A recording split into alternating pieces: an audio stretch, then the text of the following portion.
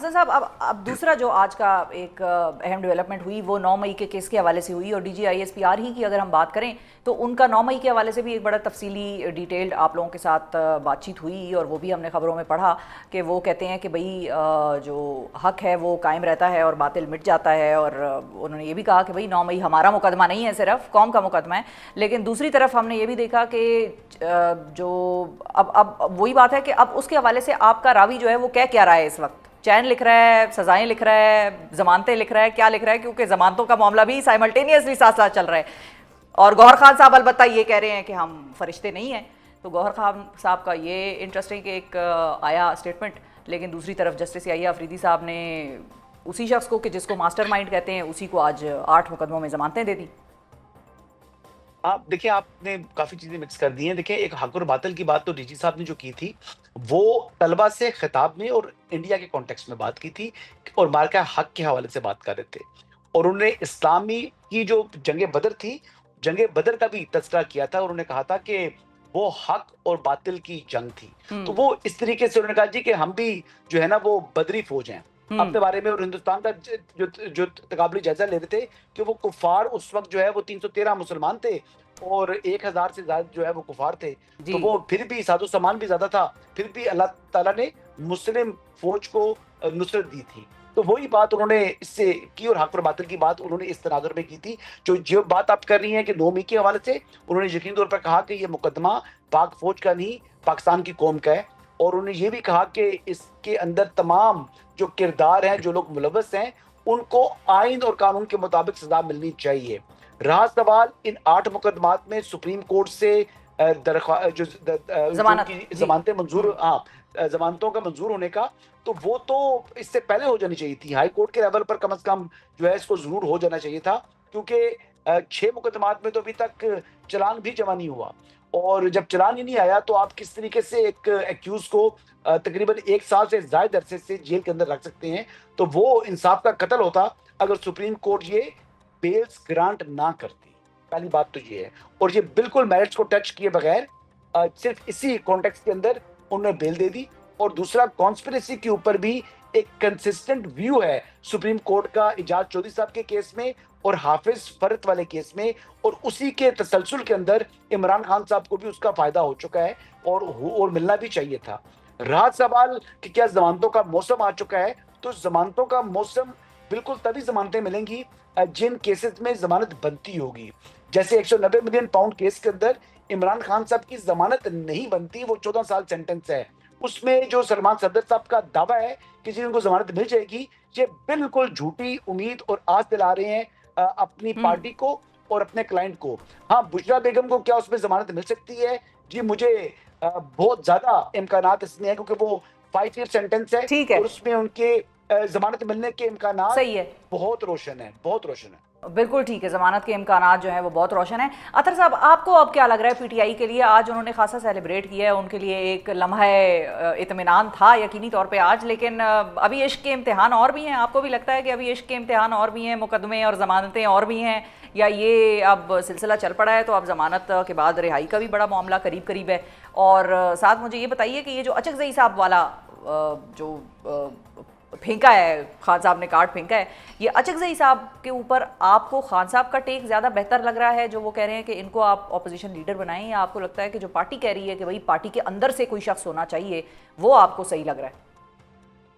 دیکھیں، جہاں تک تعلق ہے ضمانتوں کا، اس کو سیلیبریٹ بھی کیا جا رہا ہے۔ پہلی بات یہ کہ یہ ضمانتیں تو لوور جوڈیشری میں ہو جانی چاہیے، یہاں تک معاملات آنے ہی نہیں چاہیے تھے۔ پھر آبویسلی ان کی بریت نہیں ہوئی، ضمانت ہوئی ہے، لیکن جس نہج پہ چیزیں آ گئی ہیں تو چھوٹی چھوٹی چیزیں بھی وہ سیلیبریٹ کر رہے ہیں، ان کی رہائی کی بات ہو رہی ہے۔ دیکھیں، جہاں آپ دیکھ لیں جس قسم کے مقدمات ہیں، یہاں پہ تو ذلِ شاہ کے قتل کے کیس میں بھی عمران خان نامزد ہے، تو اگر 2-4 میں ضمانت ہو بھی جائے گی تو پتہ چلے گا کہ کل کوئی اور کیس بھی ایسا ہے جو ابھی تک پینڈنگ ہے۔ اس کے علاوہ ٹیکسلا میں ان کے اوپر کیس ہیں، 26 نومبر جس وقت وہ جیل کے اندر تھے اس روز بھی ان کے اوپر مقدمات وغیرہ درج کیے گئے۔ تو مجھے تو فی الحال ان کی اس طرح رہائی ہوتی بھی نظر نہیں آ رہی۔ جب حکومت کا دل ہوگا کوئی نہ کوئی نیا کیس سامنے آ جائے گا، لیکن انفارچونیٹلی جس نہج پہ چیزیں پہنچ گئی ہیں، آپ یہ دیکھیں کہ اس وقت شاہ محمود قریشی صاحب مقدمے سے بری ہو گئے، لیکن 2 سال ان کو ضمانت نہیں ملی، 2 سال ان کو ضمانت نہیں ملی، اور وہ مقدمے سے بری ہوگی، تو اس سے آپ اندازہ لگا سکتے ہیں کہ کس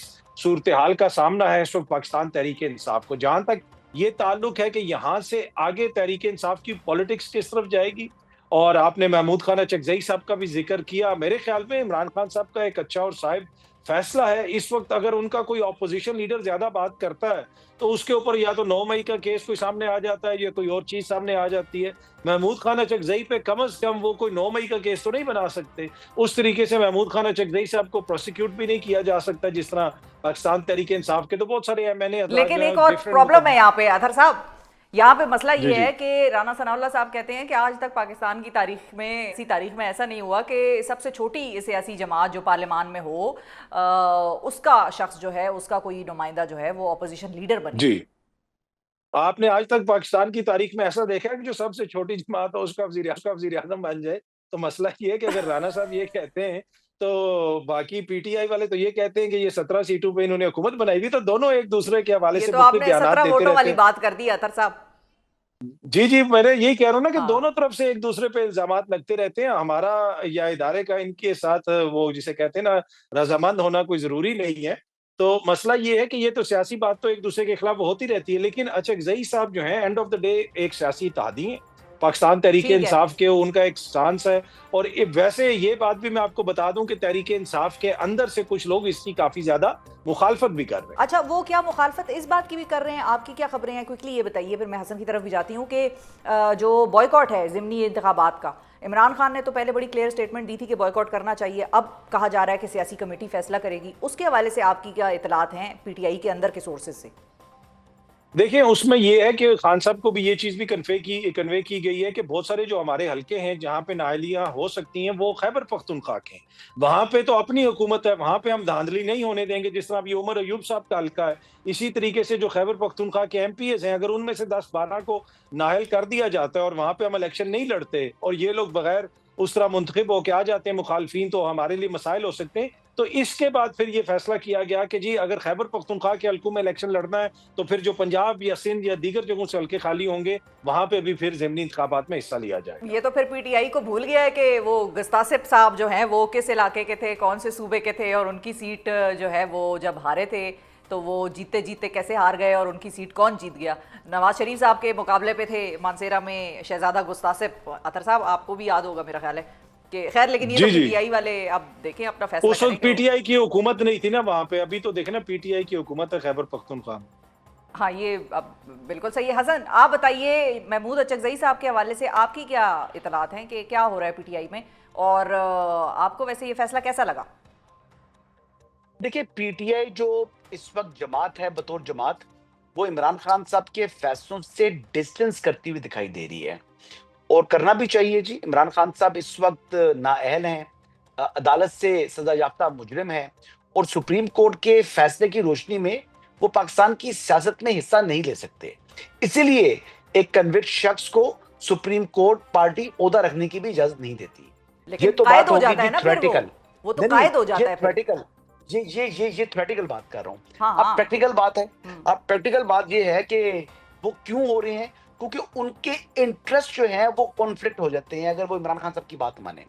اور دیکھیں سیاسی جو کوئی بھی بندہ کانسٹیٹوئنسی کا الیکشن لڑ رہا ہوتا ہے نا، اس کے لیے یعنی کسی دوسرے مخالف امیدوار کو واک اوور دینا سیاسی خودکشی ہوتی ہے. تو عمران خان صاحب کو چاہتے ہوئے نہ چاہتے ہوئے بھی ان کو یہ فیصلہ تقریباً وہ مان چکے ہیں، سرنڈر کر چکے ہیں. اور عمران خان صاحب کا یہ سرنڈر کرنا مجھے بڑا پسند آیا ہے اپنی پارٹی کے سامنے. دیکھیں یہی جمہوریت ہے.